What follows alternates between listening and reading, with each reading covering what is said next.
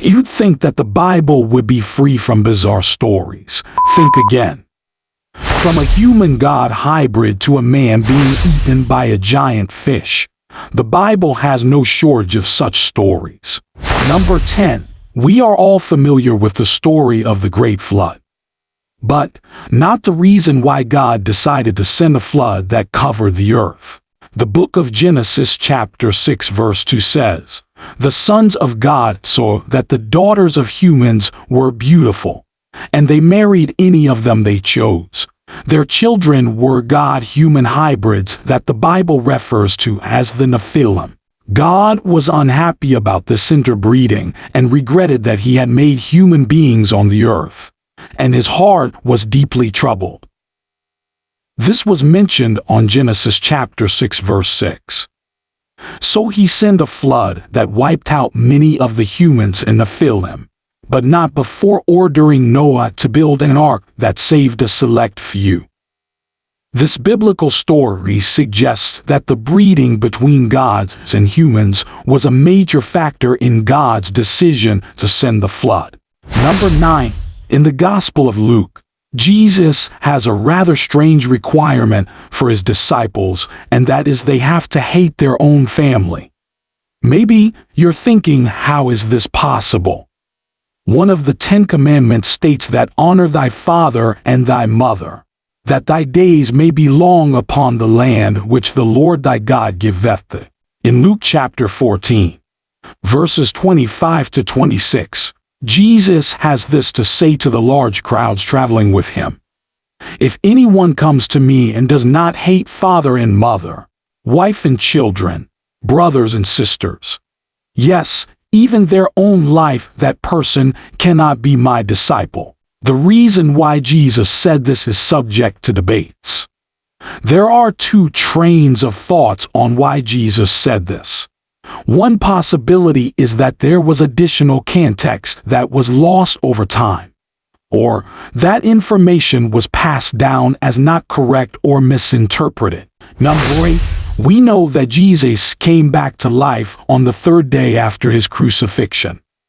But the Gospel of Matthew claims that Jesus wasn't the only one.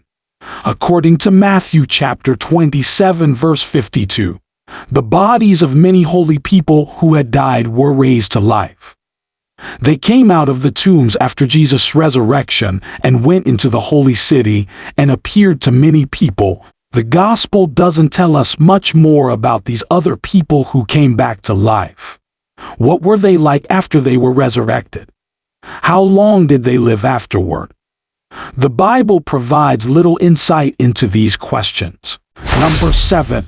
At one point, God is annoyed at Aaron, the brother of Moses, for frequently standing behind a set of curtains near the Ark of the Covenant.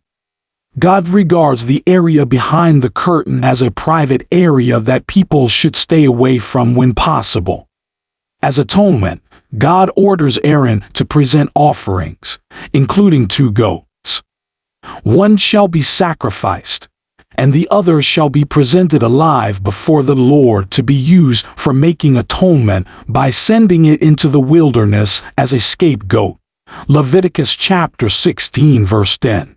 The biblical scapegoat was, then, an individual innocent who nevertheless bore away the people's sins. The term continues to be used today for an innocent person who takes the blame for the sins of others. Number 6. It seems people from early years lived up to hundreds of years. The book of Genesis is full of centenarians. Genesis chapter 53 verse 10. When Adam had lived 130 years, he had a son in his own likeness, in his own image, and he named him Seth. After Seth was born, Adam lived 800 years and had other sons and daughters. Altogether, Adam lived a total of 930 years, and then he died. Scholars have long debated why the book of Genesis tells of people having super long lifespans. One possibility is that the writers of Genesis measured the length of a year differently. Another possible explanation is that the shortening of lifespans as the Bible goes on is a punishment for humanity's sins. Number 5. In modern times, cherubs are often depicted as angelic infants with wings. In biblical stories, however, cherubs are sometimes menacing. In fact, they guard the Garden of Eden and the Ark of the Covenant. Contrary to popular belief, the Bible's cherubim are ferocious creatures. They would have to be scary, serving as they did to guard the sacred. After Adam and Eve are expelled from the Garden of Eden, God places a cherub, fiery sword in hand, at the entrance to the garden to prevent the rebellious pair from returning to paradise and eating from the tree of life. Modern-day commercial appeal appears to have played a role in reducing cherubs from biblical guardians to harmless angelic infants.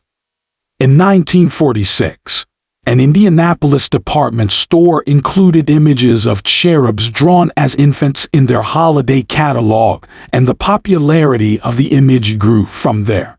Number 4. In the book of Numbers, a prophet named Balaam is on the road when his donkey stops 3 times. Each time, Balaam beats the donkey so it will move. Apparently, God has given the donkey the ability to speak, and it says to her owner, "What have I done to you to make you beat me these 3 times?"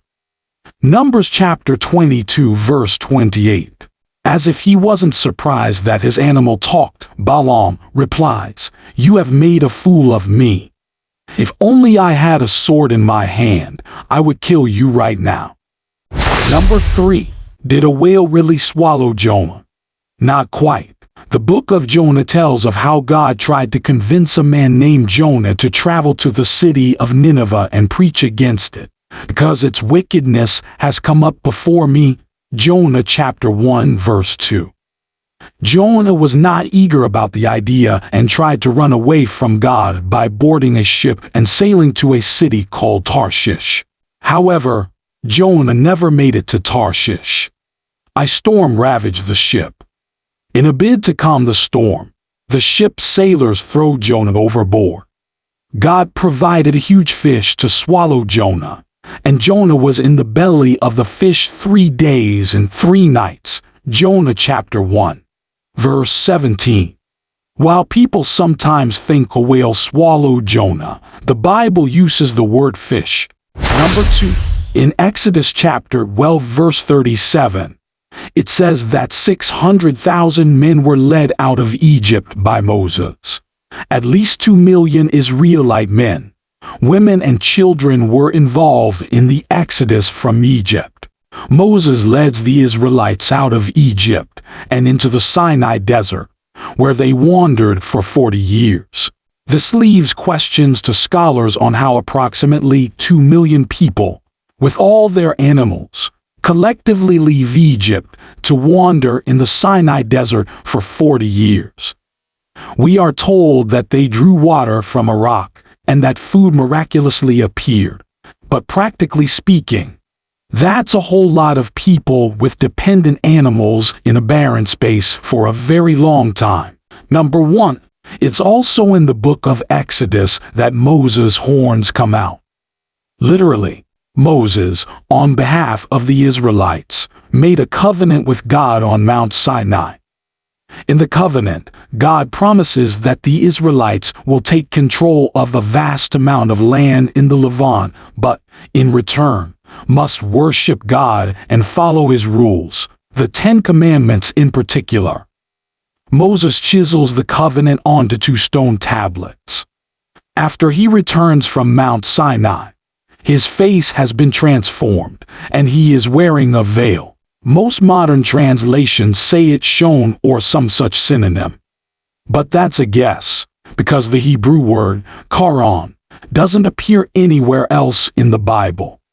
One possibility is that the word karon actually means horns, because it is similar to a common Hebrew noun, queren, which means horn. In other words, Moses grew horns after making the covenant with God. Some people in the Middle Ages believed that Moses had grown horns and that much medieval artwork as well as earlier and later work depicts a Moses with horns. A prominent example of this is the sculpture of renowned Italian artist Michelangelo. We hope you like this story. Consider subscribing to our channel and don't forget to let us know your thoughts. Until then, peace out.